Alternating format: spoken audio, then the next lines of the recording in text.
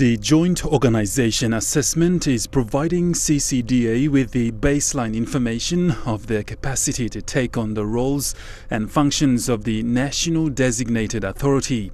This benefits them in planning and reconfiguring their organisational structure, how they conduct their business and how they interact with stakeholders at every level.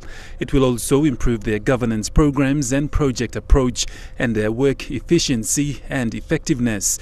Some of the challenges are governance-related challenges, the ability to report, to have the climate change board on board, to oversee what's happening on the ground, all the ambitious projects proposals that are coming in from adaptation, from mitigation, so the board oversees. Currently, that structure is in place legally, but it needs to happen.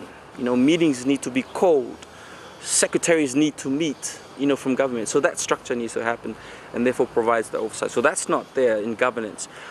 Levi says many at times financial backing is always the case when it comes to climate change.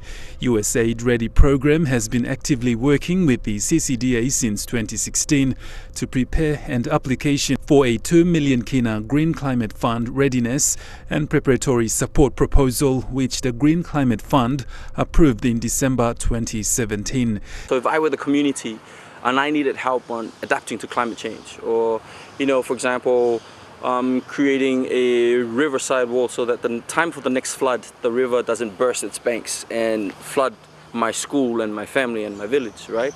So, I would need an adaptation program to help me do that. Do we relocate? Do we build a riverside wall? Or what do we do?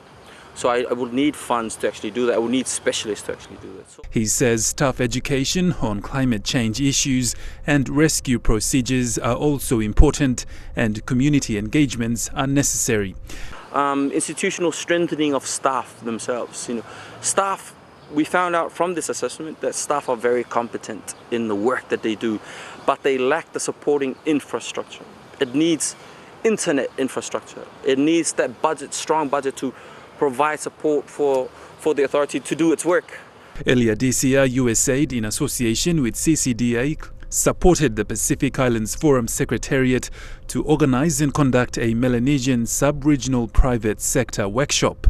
A number of these communities in the Pacific Island countries have what they call disaster risk management plans, or community disaster risk management plans, where they map out where they are at the moment in terms of a tsunami wave or in terms of a tidal surge. And so they actually know where to run, they actually know where to move, and they actually now know where to plan for the next 5 years in terms of building a church, building a community hall, building a school. They now know, guys, we cannot build 2 meters, from the shoreline.